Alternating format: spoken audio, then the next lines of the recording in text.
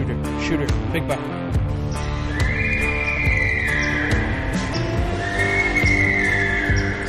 Stag.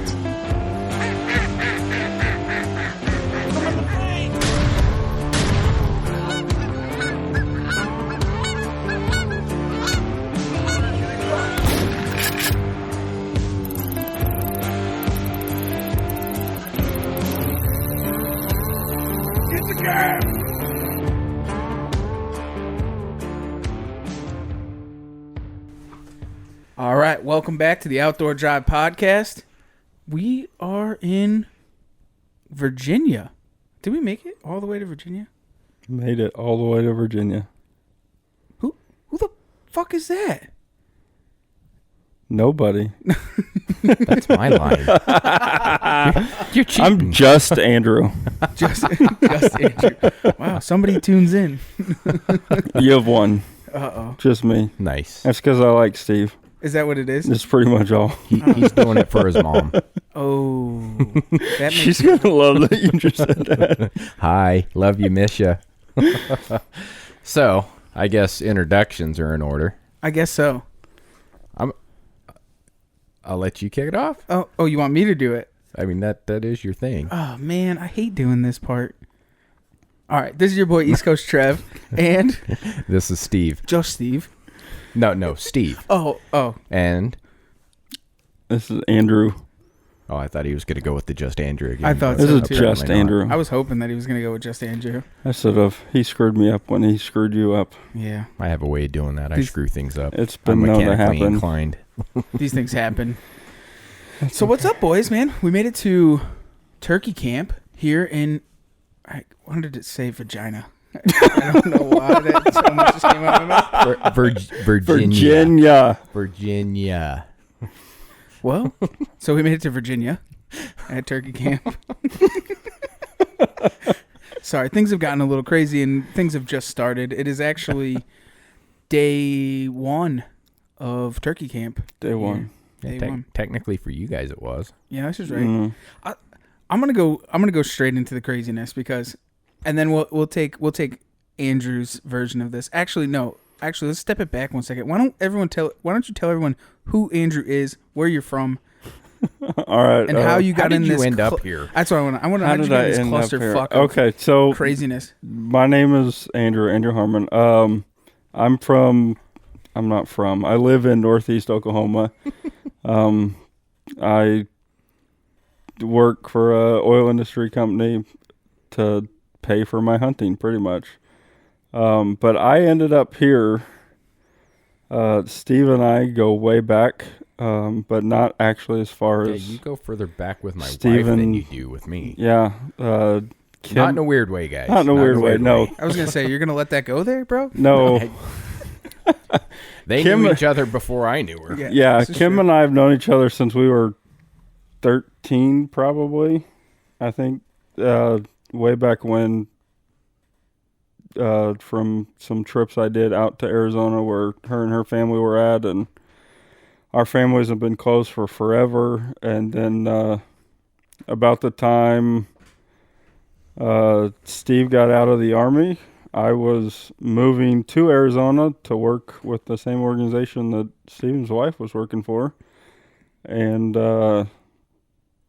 thankfully, I think her parents thought that we both needed friends. And That's a valid we were point, going through too. big life changes, both of us. And they took us all out to dinner, and we had an interesting dinner. I felt very out of my depths at that dinner because that was a little bit different version of Steve than... Well, yeah, it was nice and polite. The in-laws were around. Well, it wasn't that. It was like I was sitting at dinner with like what I perceived as this prototypical cowboy, and I was just like, I don't fit in here. But somehow we got talking about bows, and you invited me over after dinner. And so I ran to the house and got the bow, and I pulled into your driveway, and Steve is on the roof of his porch as I'm pulling in the driveway, shooting through the tree in the front yard at a target over the creek. I was like, okay, I'm home. Like, this will work. And it's been either uphill or downhill from there, depending on who you're talking about. It's all a matter of perspective. It's perspective. The downhill parts were usually pretty high. Like, It's very good. It's been rather uphill for sure. And we haven't seen each other in, 2 years? Yeah, 2 years. 2.5 years. At the last unfortunate get-together. Yeah. So we are finally, we did a lot of running around together back in Arizona, and kind of introduced me to the West a little bit and to mule deer and elk. I ruined him. Certainly ruined me for sure. And then you moved out east and kind of entered into my world, growing up as a Midwesterner, being a whitetail guy now. So it was a little bit of a flip-flop of sorts. And, but yeah, like I said, Dad and I used to come out here and hunt with Steve right when they first moved here. And we were doing the math, 5 years almost since I've been able to do that. So last hunt up here. It was long overdue time to spend some time together. So I'm back in Virginia and got some turkey hunting to do, which is new to me. I'm sure we'll get to that. And especially the Virginia style. Yeah, I'm excited. I'm very happy to be here. It's been, like I said, a long time coming. And today started off with a bang. Well, without not the way you think. No, not necessarily. I mean, I wouldn't know. I wasn't there. I was at work, so the boys got to go out and do some turkey hunting. What I thought was pristine property. It is pristine property. Don't get me wrong. Oh yeah, it's just not. It's a different kind of pristine. I expected. Not what was in my mind. It was.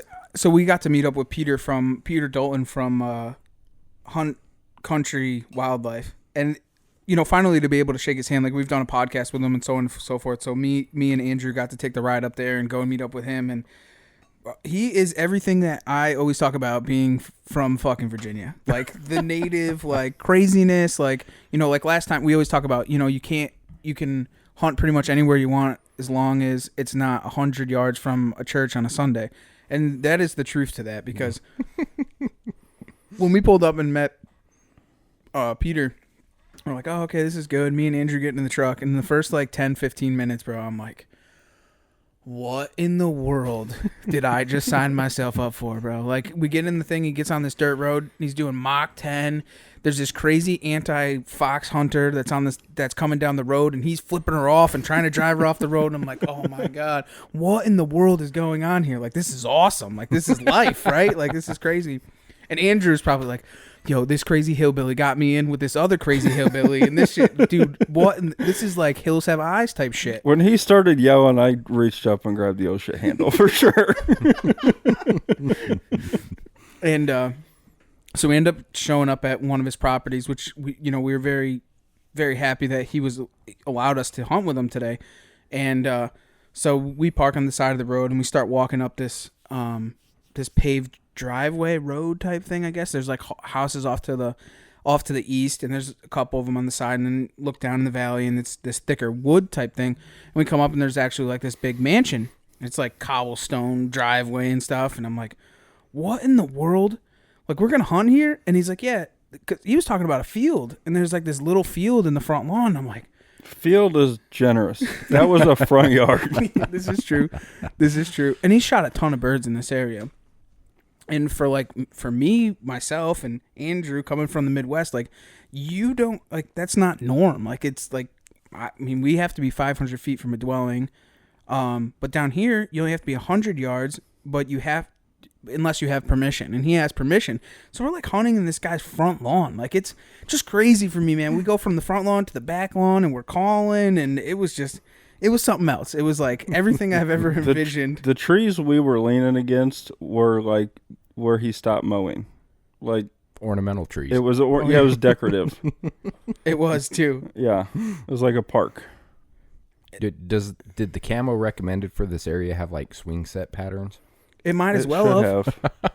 Those little, rock holds on the kids' playground. Yeah. That's what it should have looked like. There you go. There was a big one of There those. was in the back. one. We could have just leaned up against it. But it was just so cool. I mean, it's just a different, and there's nothing wrong with it, man. It's It was just different. Legitimate different. urban hunting. Yeah, and he straight warned me about it when we were talking yesterday. He straight told me like we're going urban turkey hunting. I'm like, oh yeah, okay, urban turkey hunting. How fucking urban could it really be, right? Yeah, it gave me an appreciation for the guys from like Seek One or some of these guys that do the urban stuff in Pennsylvania and stuff like that. Yeah. That when these guys talk about I could see people in their basement through the window. Like the house literally had a 3-sided basement and it was all windows. Like we had an audience. In fact, I think I said that at one point. I was like, I feel like we're standing here with an audience. We're 60 yards from these people's basement door. It was wild. But there was a hen in the bottom of that one draw back there. So there's certainly turkeys back there. And Peter talks about, he shoots turkeys there all the time. And one time he was talking about, speaking of the audience, was he was on the front porch at one point and he's reaping a turkey across the guy's front lawn and he ends up missing it in front of the guy and the guy's just drinking a coffee watching him do it. And it's like, this is badass, That's man. wild. Like this is That's cool wild. stuff. Yeah. And I was like, at first kind of like sitting down and my thoughts are like, dude, what in the world are we doing here? Like, is there actually animals here? Like, this is crazy. And then later on in the hunt, when we started walking through the woods and we get into the woods, some of the trails that had gone through this area, I was like, dude, they've walked a herd of cattle over 100 every single day for the past 365 days. Like, the amount of traffic that runs through this draw on this dried up creek bed is insane. I told you guys yesterday where you guys are going. If there was one place in Virginia I could hunt, it's that area. It's just a pristine place that they don't like people to hunt. So the numbers are through the roof, and the quality, there are some absolute slobs in there. Yeah. That's what he was saying too. Remember? Yeah, and the thing that I found interesting as I was thinking about it was the history of turkey in this area. Mm-hmm. I mean, Thomas Jefferson was from Virginia, and he's thought that our national bird should be the turkey. And so the fact that was coming from this place where we're sitting, even though there's a house in our back door, like it was just a fascinating thing to think about, because you've got a character to this place in the homes and the buildings around and the places we're driving by, and you've got new tacked on to old, and you've got these old plantation type houses that are sitting on top of the hill, and it's like, man, at one point that was the only house here for miles. Mm-hmm. And driving through the battlefield the other day, the history in this area is palpable, and Big word. I don't understand none of this shit, but go ahead. It was just a fascinating feeling to be like, this is largely where our national interest in this bird started. So absolutely. That's kind of an interesting aspect for this whole week that I didn't really expect. It's definitely an incredible area. Like going through like the rolling mountains and the hills, like obviously like it's different from where I'm from. It's different from where Andrew's from, and it's even different from where you're from, Steven. So it's like to go through it and see all the stuff. I mean, we stopped at a stoplight on the ride home, and I'm like, bro, I'm gonna pull up Zillow. I want to see what that house is worth. It's for sale. $1.5 million on a 10-acre spot. It's 3,500 square feet, and you're like, oh yeah, holy Lord! No wonder. And it was not a nice house for the area. No. Yeah, it was just a standard house. It was just a standard house. Yeah. I mean. Yeah. Big money up where you guys were. I mean, a house like that near me, like I was telling him, that's $400,000. Mm-hmm. $300,000. I mean, it's not even like out of this world, like crazy big. You know what I'm saying? Like it's not. But you guys were hunting in one of the richest counties in the U.S. It is the richest county in the U.S. That's what Peter was saying. That's nuts. Yeah, you were in some big old-timey money. It's nuts. And the people, but the thing is, and I was explaining to Andrew also, not even about the money, but you drive by somebody, and we tested it, but the guy wasn't paying attention, but like everybody waves to you when you go through, like, so it's, I even the cops wave at you here. Yeah, well, we know about that too. It's just crazy. Like a very polite. Yeah, it's nuts. Everybody is. Like, we were until sitting, you tell them you're going to hunt. right. Well, that's the other thing. When I saw the anti-hunter thing today, when Peter with this fox lady, I couldn't believe it. It totally blew my mind. He was telling me all kinds of stories about it and stuff, and it's just nuts. I couldn't believe it. You know what's interesting about that is we ran into Wally World on our way home, and you were in camo, I was in camo, and I actually felt different than if I were to walk into Walmart at home dressed like that. Not that there was anything bad that happened or whatever, but it felt different.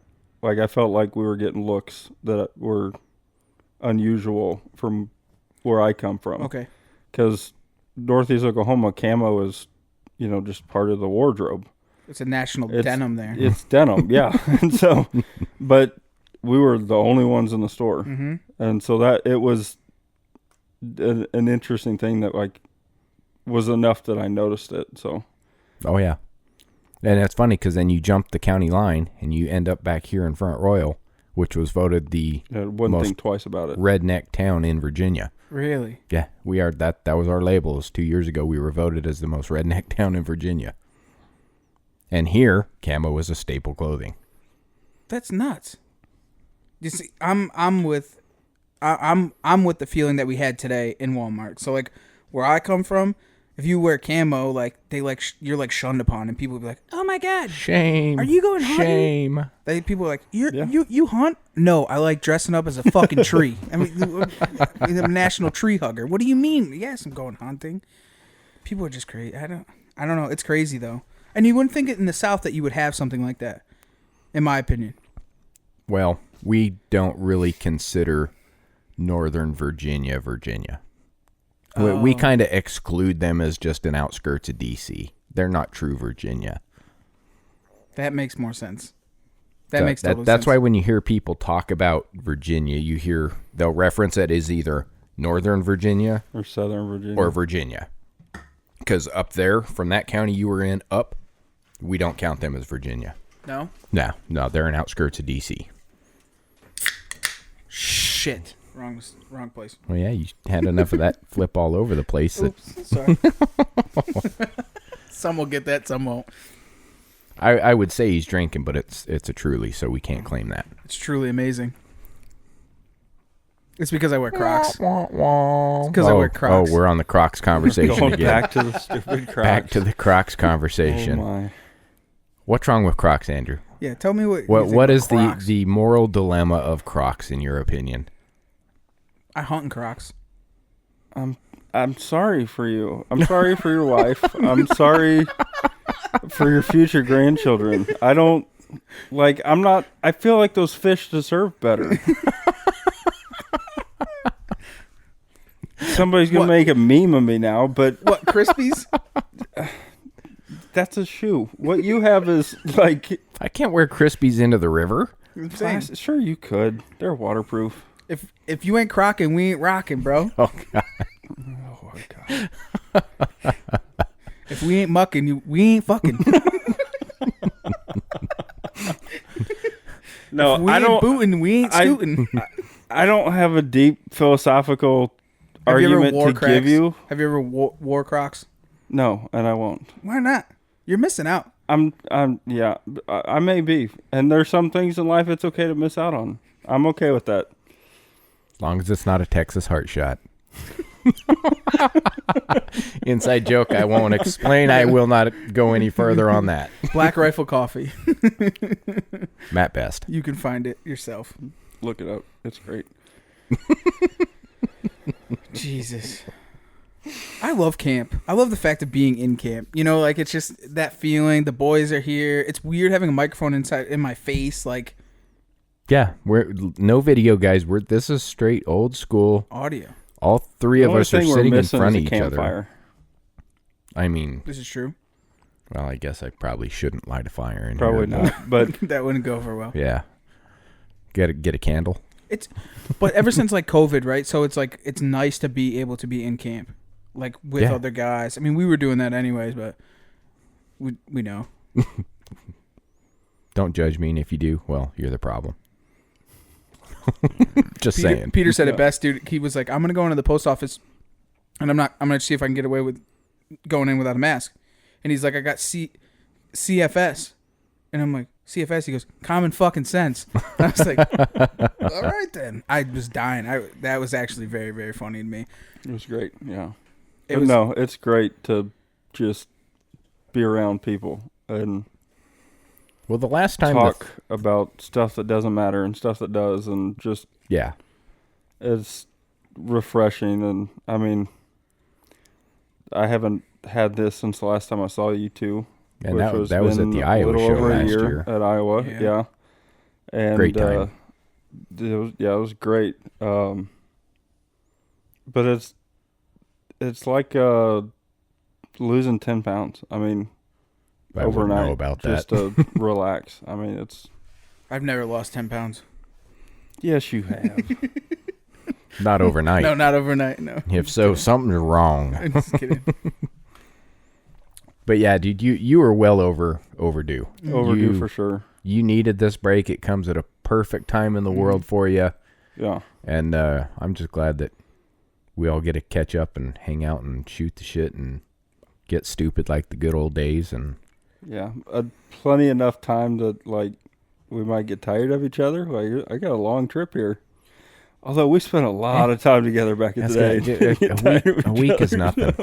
I mean, turkey camp last year was 12 days, something like that. It had turned out to be a lot longer. Yeah, it started as 3 and we just kept extending. So, and I got to say, I know Trev hates it when I say this because every time I do, he argues with me. Do it.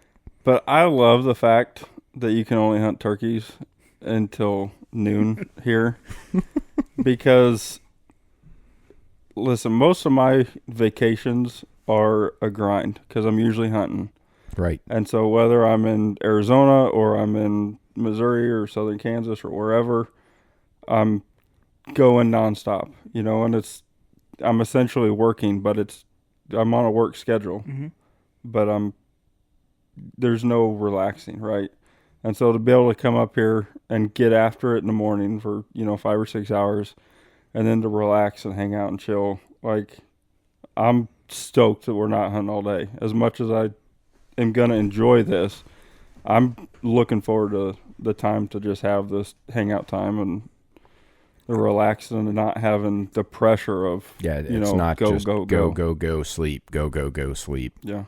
It's a weird thing, though. Like, I like the fact, I do like the fact of being able to hunt till noon, but one of the things is, I'm so used to when you're in camp, man, you're not actually in camp. You're only there to eat, sleep, and shit. That's it. Like, you don't do anything else in camp. You hold it till you get back to camp?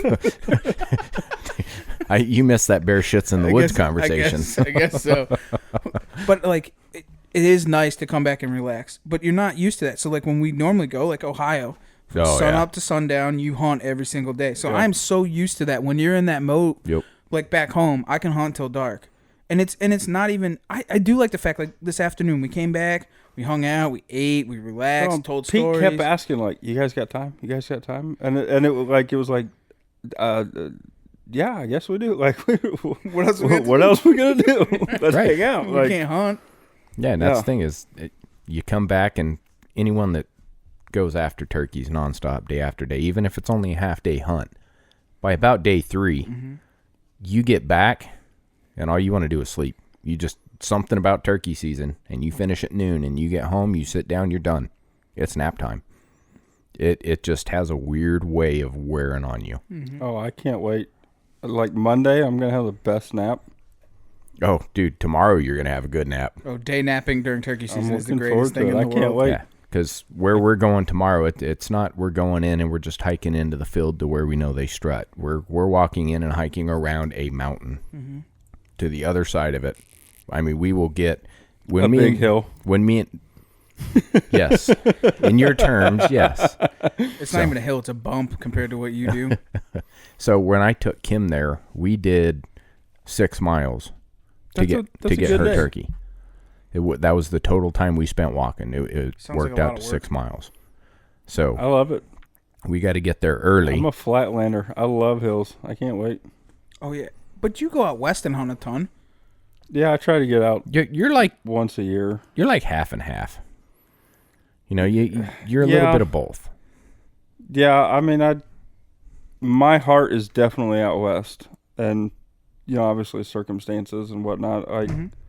I'm a Midwest guy through and through. I mean, I've lived in 7 Midwestern states and hunted in 5 of them, so I'm really used to being able to see for miles.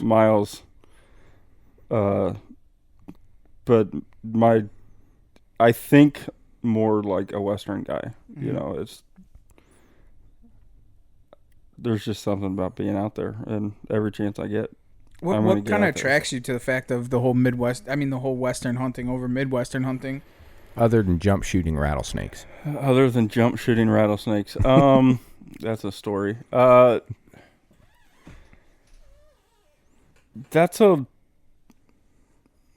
don't know if I can answer that quickly. There's a vastness to it that makes me feel small that I like. It's a reset feeling. Part of it is the physical nature, the physical aspect of the hunt, because I mean, I can do a 14-hour all-day sit with the best of them, but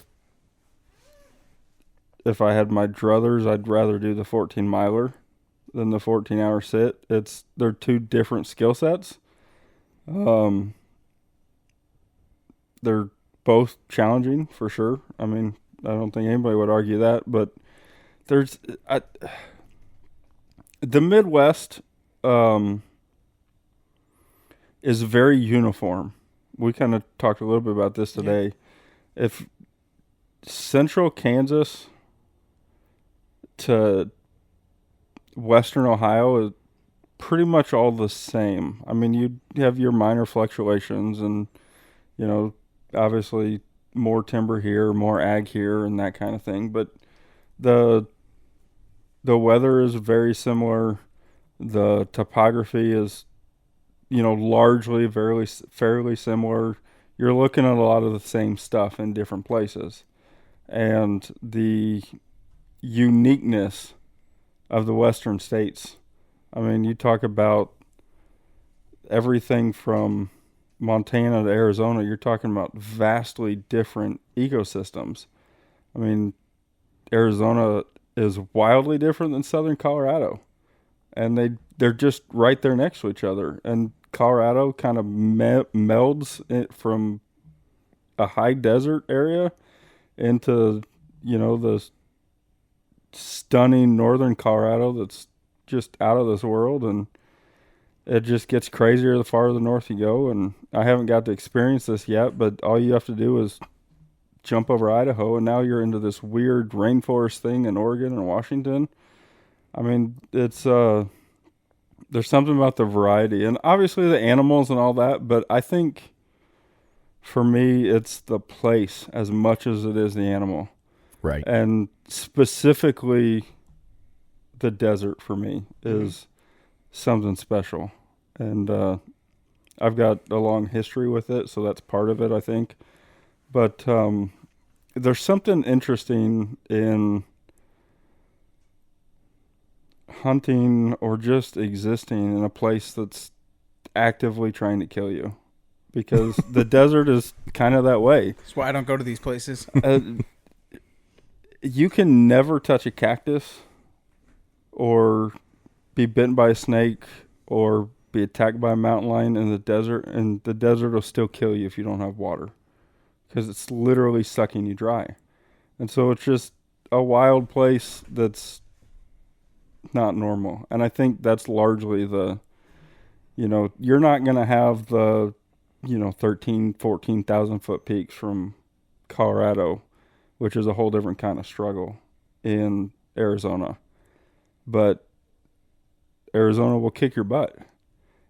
And the payoff for that is you've got this incredibly well-managed population of deer and elk, and the chances of running into something special from from the animal side of things is high. So there's a cost to it, right? You're in a sense, if you don't know what you're doing in the desert, you're putting yourself in danger getting out of the car. But the wildlife out there Do you know what a quadamundi is? No idea. Yo, Yeah. Cudamundi. This is an incredible The Arizona animal monkey. that's it's essentially Legitimate. a mix between a raccoon and a monkey. Yeah. Like It's- what are those other things? What those? It's a desert You're thinking of a raccoon monkey. chupacabra. No, not chupacabra. No, The lemur, like a lemur. Ish. kind of similar. It's Okay. yeah. Can you hunt these things? Yes, you can. Mm-hmm. What do they taste like? Pork. I haven't got one yet. I'm taking that's that what from I've secondhand. heard. Yes. But I have seen pictures of them skinned, and they have a very dark, rich purple That's the same with cats. they flesh say. on it. Mm-hmm. Cats taste Yeah, like pork. I very guess. similar. Yeah. But they're supposed to be fantastic. I mean, The- but Is that like an over-the-counter tag, or is it? it's a small game. Yeah. If I remember right, it's a So small you don't game. even need a tag Yeah. for You this. You have get your license. one a year, I think. And it's this beautiful, gorgeous animal that nobody's ever heard of. And the numbers in Arizona have exploded in the last 5 years. They have traveled like 400 miles up the state in the last 5 to 10 years. Yeah, because And we're it starting used to to be see 'em. rare we would see them on occasion up in the mountain, Yeah. but now more so. You're starting to really see them coming over the rim. Let's see here. I think I saw two. Did you say over the rim? Mm-hmm. Yeah. What's the rim? The rim is Mogollon rim. it's kind of the divider between the desert and the mountain. Okay. It's where the high desert drops off into the valley in central Arizona. All right then. So above the rim, you're working your way into snowy weather and mountains and alpine type terrain. You drop off the rim and you're into like really heavy, like hardcore desert. My mind's in a whole other place when you're describing this. I'm sorry. But Coatamundi, I'm sorry. I had to, and I know that a lot of listeners are probably thinking the same. So I just figured I'd go there. Sorry. Well, at least I know I painted a pretty picture. Yeah, you did. You did. So Quantamundi, by the way. yeah, Coatamundi. Yeah, so, but that's the thing. There's these significant rewards that come with dealing with a place like that. And it's not uncommon to accidentally stumble into a 180-inch mule deer. Mm-hmm. And it's, I mean, Got video proof of that over Christmas. yeah, I mean, it's something special. Arizona is really good at what they do. I mean, they manage 4 big animals, and, you know, So do you think that that's how a lot of people feel about Africa? meaning what? Like the same way that you're saying, like the dangers that are going into it, the management side of it, and all these things that you've just described about the West. Do you think that people are on the same token or the same page when they talk about Africa in the same way? You know, Africa's an odd thing because I think as average everyday hunters, Africa seems like A far-fetched thing to this do. far-fetched thing in the way that, you know, 30 years ago guys thought about elk hunting. You know what I mean? It was like, you have to have money to do that. That's a thing that's outside of my reach. I think that's starting to change with Africa a little bit. I think it's getting a little bit more manageable than it used to be if you stay away from the big 5. But I think when people think about Africa, they see it as it's less, I don't think the details come in so much. As in, like, if you think about going to Arizona, you're automatically going to think about mountain lions and spiders and Rattlesnakes. scorpions and rattlesnakes and all the things that are terrible. You know what I mean? I don't necessarily think that's the first thing, and I could be completely wrong, but that's not the first thing I think most people think of when they think of Africa. Maybe me. Even I though- think about that. Fucking black mambas, green mambas, and all Sure. the other stuff. I think about those But things. I think Fox bats. when people start talking about hunting Africa or that starts Chimpanzees. kicking around, I think it's more of it's an ideal. It's a thing that, like, man, if I get to a place, I'm going to go do that. And the consequences of it, or the potential consequences of it, don't really get thought of. You know, now that may be different for the guy that can afford to go twice a year. Mm-hmm. You know what I mean? But I think, at least for me, the little things like that, the snakes and the bugs and spiders, like, wouldn't cross my mind until deep in the process of preparing. And I don't know that it would stop me either. No, but I think it's part of it, you know, like for me, like going out west, it's one of those things that I think about. I always think about the scorpions and all the bad things that could potentially happen to you out there, but they're not really even a thing. Even coming to Virginia, what do I think about? The goddamn What about them snakes? Where are the snakes? Are we going to see snakes? Are there snakes there? Well, let me comfort you a little bit. I've spent a large chunk of my life out there. I've run into very few scorpions, very few dangerous spiders. I've only feared for my life in Arizona twice. And only one of them was animal related. We won't get into the other one. But I had a cat scream at me when I was in Arizona when I was about 12. That was a pants wetting experience for sure. I think I told you the other day there's 3 of us. We had 3 12 gauges, a 45, a 44 Magnum, and 357 between the 3 of us, and I felt outgunned by that thing. That was a frightening experience, but it's also one of my favorite experiences. But I've never felt in any way like I didn't even when I stepped on that snake, which is Steven's favorite story. Why don't you share it with everybody then? That was just the coolest jump. I've never seen anybody go from a dead standstill to a 6-foot vertical jumping backwards, draw down, and shoot before you land and get a dead end shot on a timber rattler. That was interesting. Walked up on a snake, never saw the snake. It didn't rattle at me until he was dying. And, I spooked and jumped back, and somewhere in the middle of that, I had pointed the gun and shot. And Steven come running over. What the hell are you doing, snake? It was a fun one. Never did find a horn, though. Never found a horn. We ran that entire day. Never found a horn. I think we ran into rabbits that day. Mm-hmm. That's what you guys were doing with shed hunting? Yeah, we were shed hunting. We were down in a little pocket where we know there are some 180, 200-inch muleys running. Jesus. We'd watched them for years. Always got close, but it never worked out. So we went out in the spring, and I was just seeing if we could find any bone off them. And we ended up coming home with a 6-speed rattler instead. Is that a tough thing to do out in the West? Like, is shed hunting? It definitely takes a lot more time, miles, scouting, glassing, and a big portion of luck.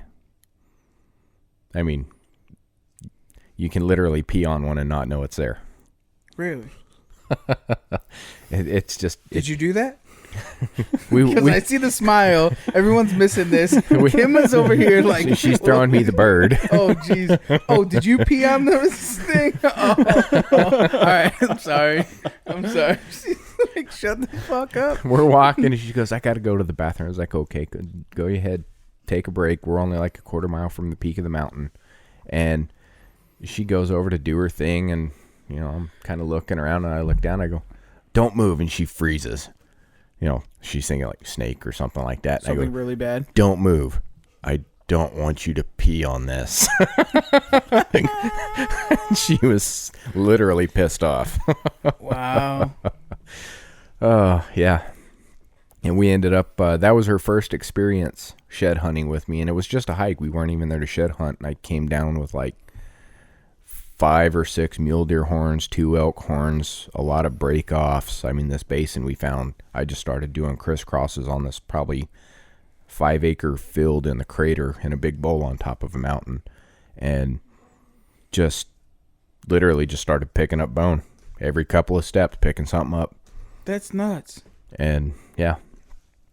But there are days that you'll go and you'll walk 20 miles and not find a thing. Wow. That's crazy. What do you think that, like, obviously being a Western hunter to being an Eastern hunter now, like, what do you think that some of the challenges were?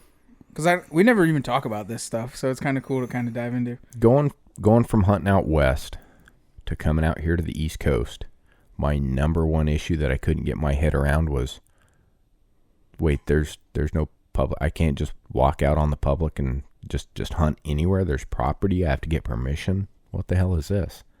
Because out there, you leave the house and I walk out my gate and I'm in national forest, and I've got hundreds of thousands of acres. I can just go. I mean, there was no, I need to knock on doors. It was like, this is the management unit. I got a tag for this unit. I'm going to hunt in this unit. As long as you're not in the middle of town, you're fine. You're good. And that was, to me, that was normal. And I got out here and I'm going, wait, I can hunt on my 20 acres here, but I got to get permission for the guy next to me. And if I see something, I got to get permission from them. I was like, yeah, that to me was the biggest struggle. And then figuring out you don't need every whitetail gimmick that comes out on the Outdoor Channel to kill a deer. So I was like, oh, well, they said that'll make you better. I should get that. Oh, look at this cool little thing. Yeah, I could see how that would help. And you get that. And before long, you've got 10 boxes of shit that don't work. And you realize, oh, if I would have just set 10 minutes longer. Because you never really whitetail hunted in the West to come out here. So you kind of like... Yeah, there was no... out there, you gotta think, all of those little things, like, for instance, the scent control sprays. Mm-hmm. That's a non-existent... Like, they sell them in the stores, but nobody buys that stuff out there. Right. Because if you're going to go out... You're playing the wind. You're going to sweat within 10 minutes of leaving the truck. Mm-hmm. Doesn't matter where you're going. It doesn't matter what's going on, because it's not an easy walk. No matter where... if the ground is flat, it's not an easy walk. Because you've got rocks and boulders and cactuses and, like, cactuses that jump at you and, like, weird... What? Yeah, jumping cactuses. There's I can't remember what it's called right now, but there's a cactus that has these little, like... Choyas. Yes. And Choya cactus. They look like abs. What Mark uses in his calls. Yeah. The Choya cactus, they'll actually jump at you. Yeah, if you walk by them and you're within, a couple inches, it will, like... It's like gravity. It'll, like, jump at you and stick on your... And you'll, like, have not realized that you... Yeah. Were even close to one, and you'll look down and you'll have 30 of these little things sticking into your leg. Are you serious? Yeah, dead serious. Not even a joke. It's not like it's going to fly across the room at you. I'm talking like if you walk by that mic stand right next to you, like 3-4 inches away, it'll a defense magazine. Yeah, it'll grab hold of it. It's like a it'll Vietnamese break fly off, trap. It'll break off a little piece of itself and stick throw it to at you. That doesn't even sound like a good fucking time. It's great. It's wonderful. It really is. It's a good time. I'm not intrigued. Not intrigued. You will be. It's just crazy. Give it time. It's just crazy though. Like, I don't know.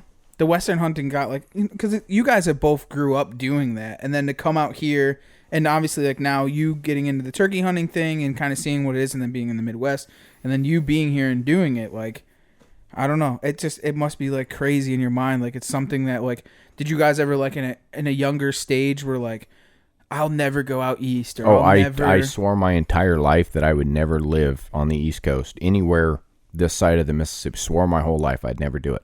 And what was the reason for that? Just in my mind, growing up out in the middle of the woods, when you see anything on the East Coast, what's portrayed?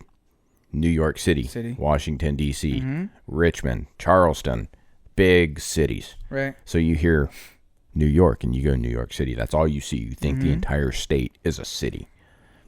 And that was it. That, in my mind, I want nothing to do with it. It's peanuts compared to the state. I mean, upstate should be its own country. Oh, yeah. Well, see, and I learned that after we moved here. And that's actually how we ended up here. I came out here and did our thing, and I ended up starting a new job. But when I came in for the interview, I landed in D.C., did the interview in the tech center of the country, and flew home. And I told Kim, I was like, I can't live in that. So we got on the map, started searching, trying to find a place to rent.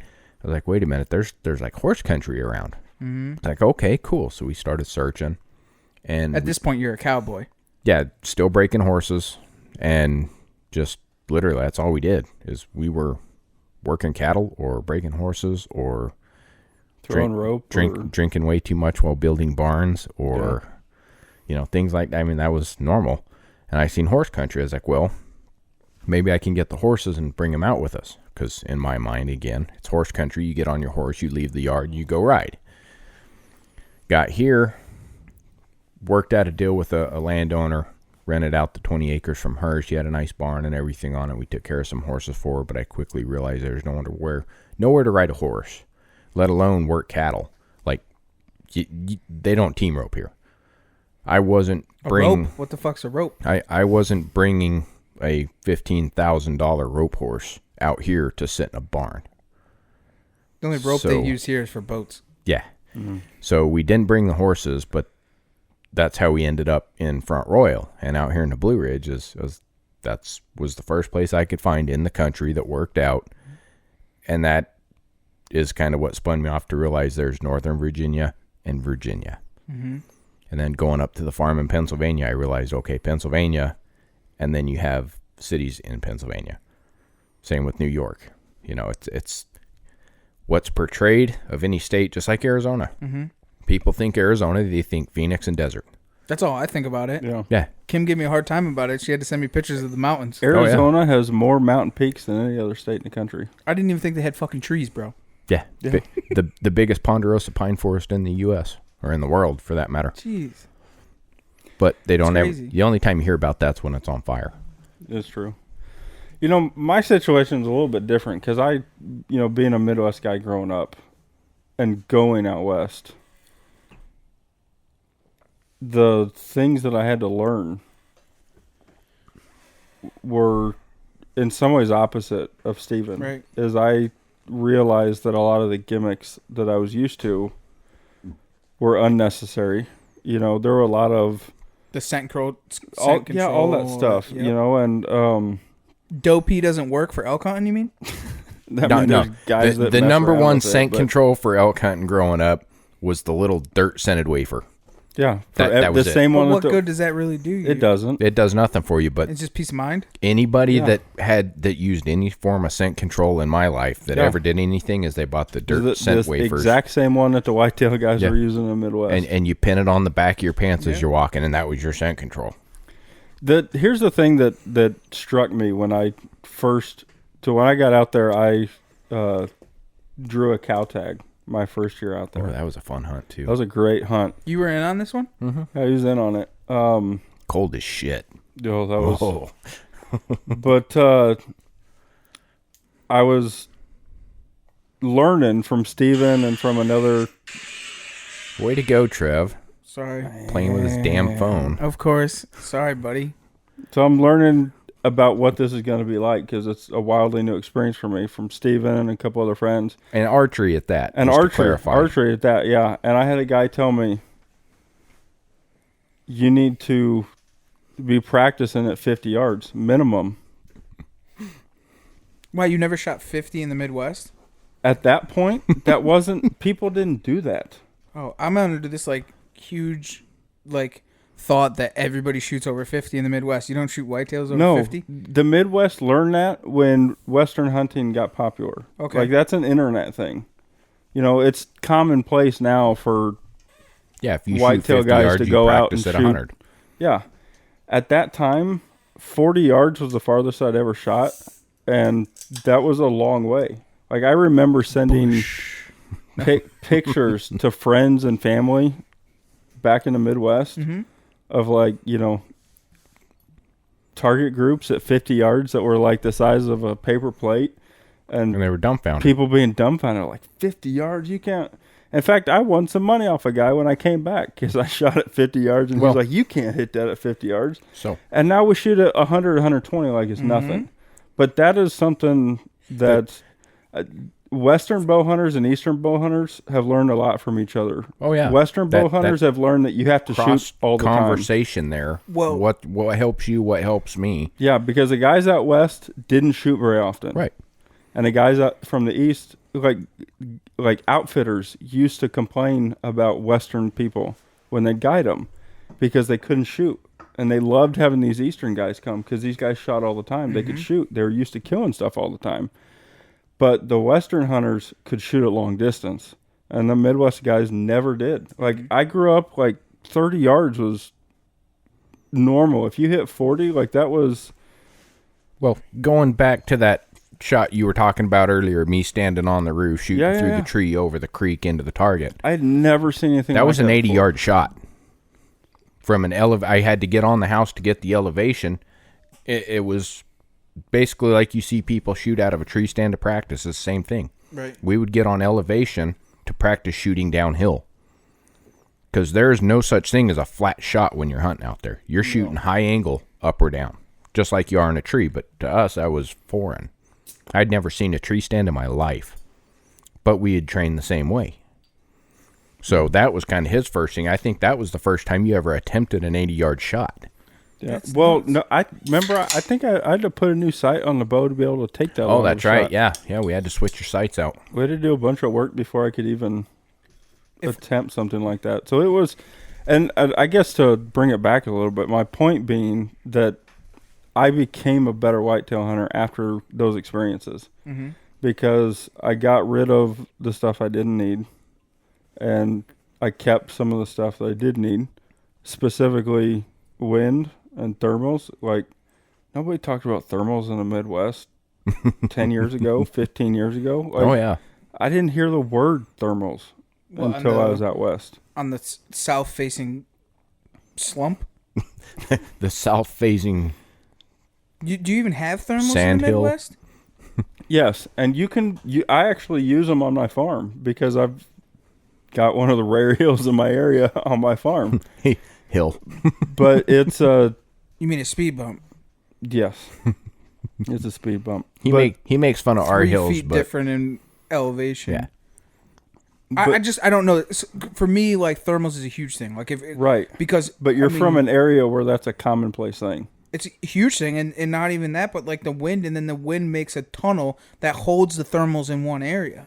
I was raised in a hunting or whitetail culture. That could have gone downhill really bad.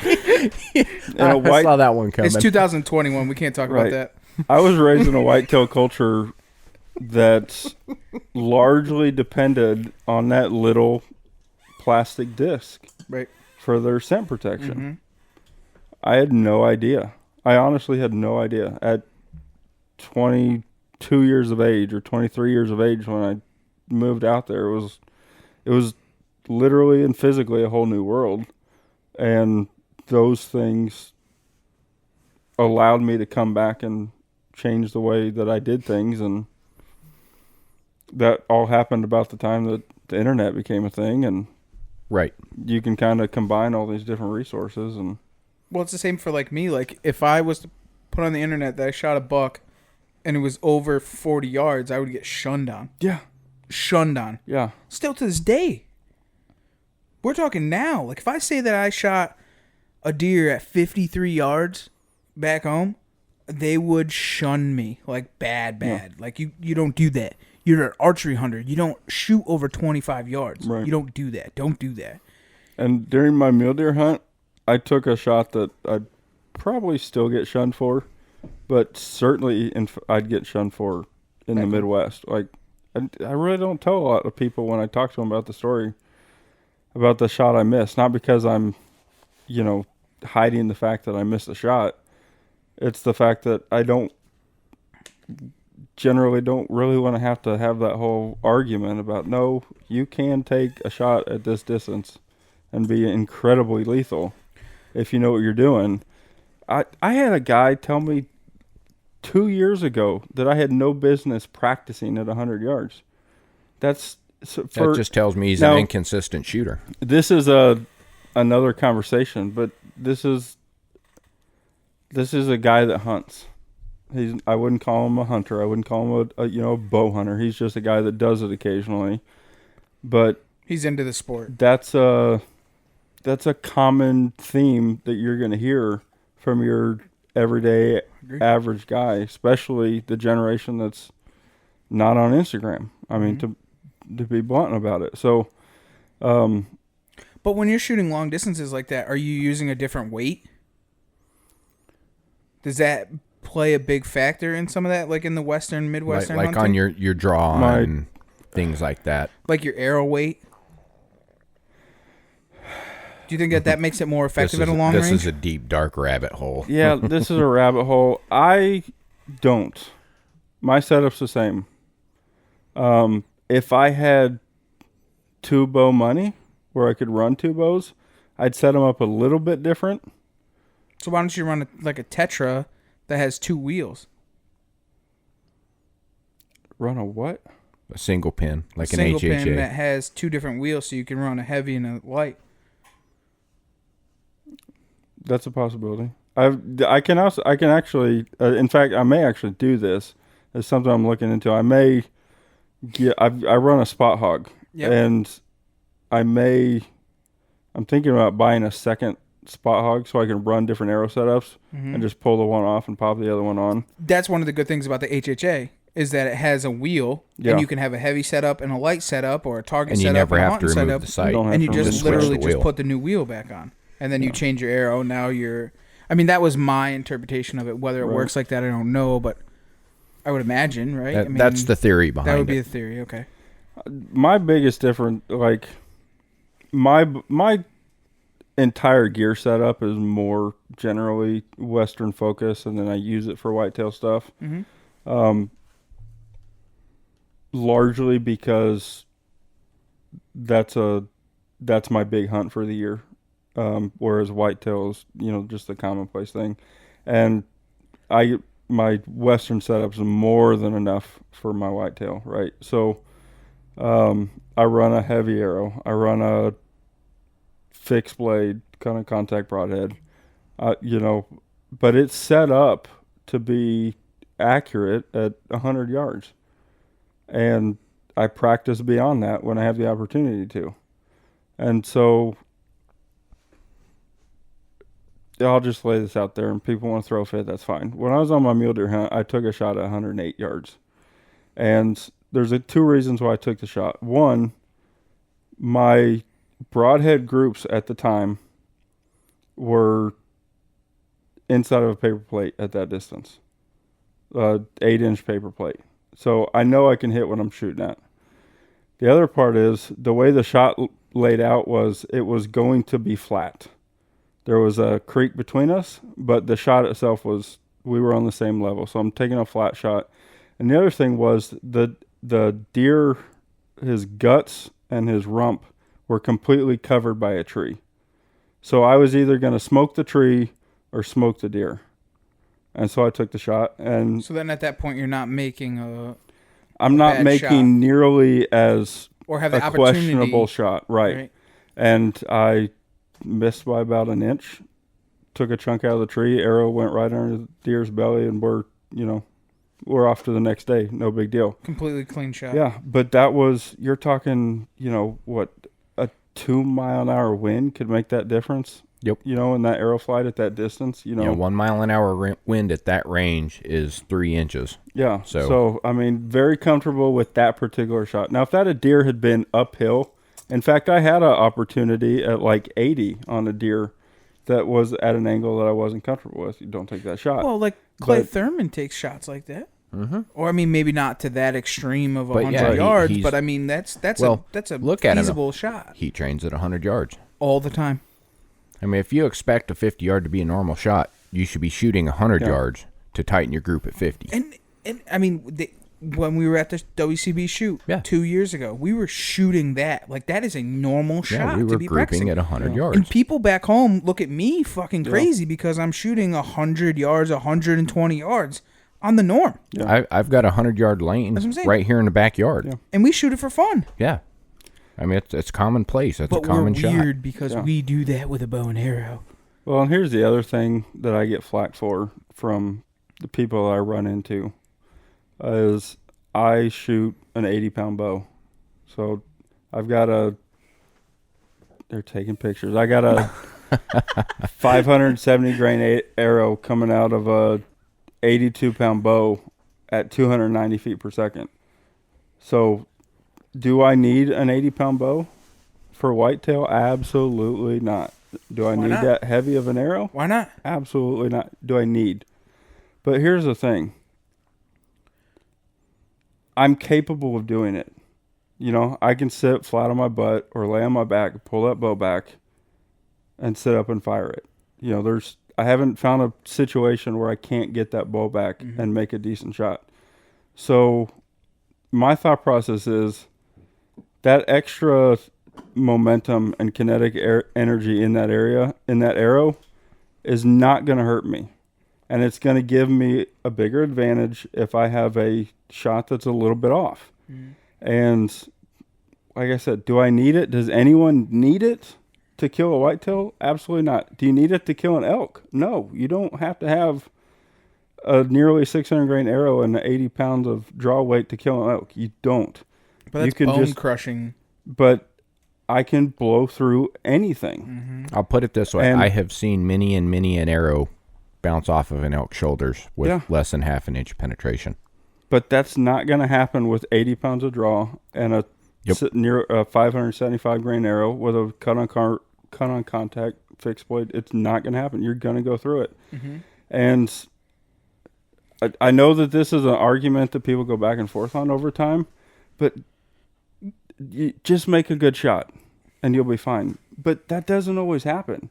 And let's be honest, I don't live out west where I can shoot up and down hills all the time. I don't get to practice those kinds of I don't have a roof I can stand on. I was going to say stand on your roof all the time.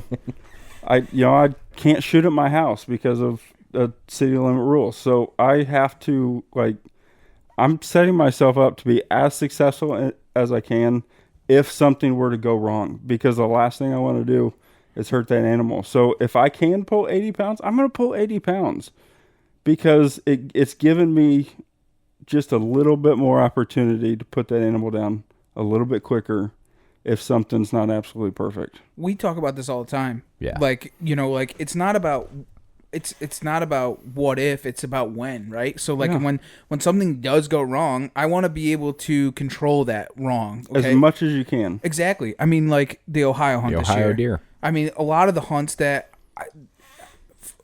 the deer that shot last year, things went wrong, quartering too. And you make those shots and you make them lethal shots, and if they go wrong, now you're not chasing a wounded animal in the woods. You have that point where you're above and beyond when things go wrong. You want to be able to, if you fail at 70 yards when you're taking a shot at a mule deer and something goes wrong, they jump forward, bounce back, jump string you, you're still going to be able to break the bone or make a lethal shot where you need to be made. Because why would you spend all of your time, effort, and money in something for when it goes wrong? You want to have the right gear to be able to make an ethical, proper shot. No matter what it is. I mean, that's why we use the broadheads that we use. That's why we use the weight that we use. That's why we use the bows that we use. That's why we practice every day. I mean, those things, we do those things so that when things go wrong, we make the ethical shot that we're supposed to be making. Yeah, and that period of time, right, that you get to go on a trip like that is so valuable. To come home crushed because you injured something because you didn't go the extra mile to prepare your equipment, I don't know that's something I could handle. That would be a hard thing to deal with. It would put a distaste in my mouth for it for a long period of time. And so because it's a rare opportunity, you get to do it once a year, and that's a hard hunt, man. That's an over-the-counter tag. If you're only drawing tags, you're talking 3 years minimum for a decent tag in a place like that. So if I'm going to plan for something like that for a year or 2 years or 3 years, it doesn't make sense to cut myself short in the areas that I can control. Because I know the moment I step out of the truck and start climbing up that mountain, I can't control anything else. Right. I agree. If you can do it beforehand, and here's the thing, when guys talk about going out west and they put all this time and effort into getting ready, I think sometimes we miss the boat, especially as Easterner guys or Midwest guys that don't spend time doing something like that, is we put a lot of time and effort into the gear that's not as important, right? Like Sitka. Like my Sitka, yes. Here we go. But we get really excited about things that are less important. What did I tell you the other day when we were talking about your Idaho? Right. You need 3 things. If you're going to spend money at all, you need 3 things. You need boots, good boots, a good pack, and good binoculars, good glass. Right. After that, everything else is window dressing. So once you get those 3 things taken care of, then when it comes to getting my rig set up for a hunt like that, I'm not going to cut any quarters. I work too hard while I'm at home to potentially sacrifice that special occasion. And so, if you got to go to the gym to be able to pull 70 because you can only pull 65, like, it might be worth it. Absolutely. Even if it's just for your own, like, peace of mind. Like, man, I got a great setup. I really wanted that extra 5 pounds. Like, man, 20 minutes a day at the gym and you can get that extra 5 pounds in 3 months. No big deal. Well, not a problem. Even getting the 5 pounds out of it, but maybe the cardio to be able to go over that next hill. Oh, certainly. Like those things, because you put so much time, effort, and money into it. Yeah. Why wouldn't you want to go above and beyond? It's the same in the whitetail woods, same in the turkey woods. It's same in everything. Like, there's a lot of, we've given up a lot of things, been on diets. Even in the whitetail woods and, here, you know what I'm saying? Honestly, Steven's shaking his head. He's coming. It's coming. It's coming. Yeah, Kim's about to lay down the hammer. It's over. It's coming. Just saying, no.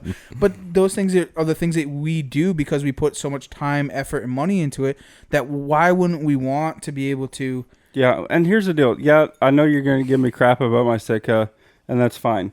But listen, I just do it because it's funny. I agree with it. Go get yourself a pair of cheap brown. If you're going to go out west, go get yourself a pair of cheap brown pants for $60 and go spend the other $180 that you were going to spend on those Sitka pants for a gym membership.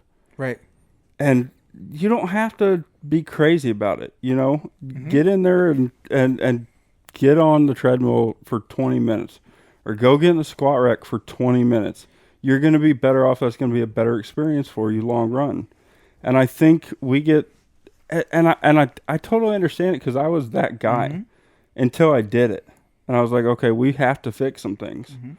But if you take care of yourself and the things you can control, because at the end of the day, especially if it's your first time, the pants that you buy aren't going to make the difference in your hunt. No. They're just not. If you're physically ready for it, that's going to make it different. If your gear is built for the situation you're going into, that's going to make the difference. And let me tell you, the last thing you want to do is hike up a 13,000-foot mountain and put an arrow in that bounces off the side of a mule deer shoulder because you're shooting 330 feet per second and you got a 380 grain arrow. All of the time, money, and energy that you put into getting ready for that, and you lost it because of a bad decision when you set up your equipment.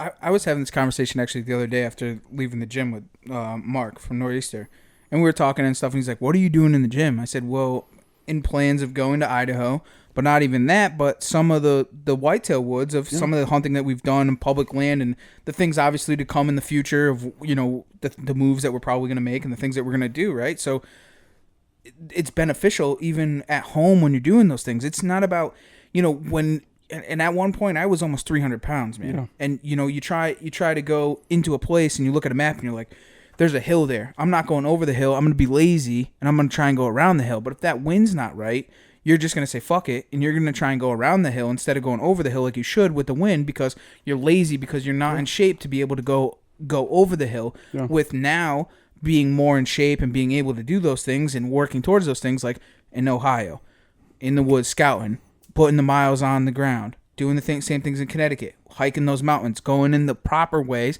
or parking further away to be able to get the wind the right way to be able to enter somewhere. Those things are beneficial, even not even going out west, man. Even doing them back home when you're at home hunting, because not everybody gets to hunt every single day. They only get to hunt on the weekends. So why would you fucking blow that away and put the extra time in at 30 extra minutes in the gym to be able to get the wind right to be able to go over the hill? You know what I'm saying? And here's the funny thing. we're talking about, these hills on the East Coast. We're talking about mountains on the West Coast, and people think like there's some level of shape that I probably need to be. I've got a 700-acre piece of public that's 20 minutes from my house that I pretty much have to myself because it is largely CRP. Mm-hmm. And the places where, when you look at on a map, you're like, this is the place I need to be. These are, the places that you have to get to get some good hunting in. Because of the predominant winds, you got to take a roundabout loop through that stuff. And that waist tall CRP will kick your tail every bit as much as walking up the side of that mountain. Mm-hmm. It'll kick your butt because that stuff's grabbing on you and pulling on you. You got to be ready and prepared. That's very important. Should we talk about turkey hunting since we are here turkey hunting? Well, I think we'll save the turkey talk. We'll do for the next after the episode. turkey talk. Yeah. I mean, we obviously went over the first hunt. Yeah, we covered a little bit, but I think tomorrow you're going to get your first real excursion into the turkey woods. Real attempt at chasing gobblers. From before pre-dawn, the march in the dark, the roosting, the anticipation of hearing them on the roost and hammering, the fly down, and the chaos that ensues following. Yeah.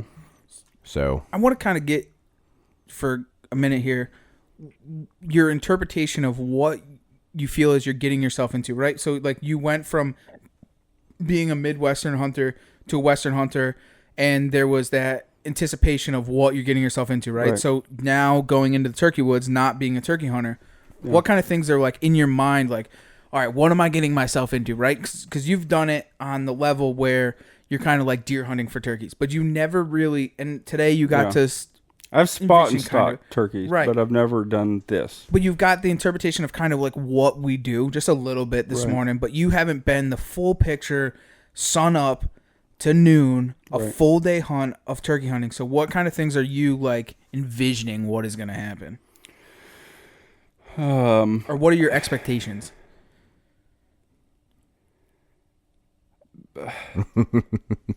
That's a challenging thing because I'm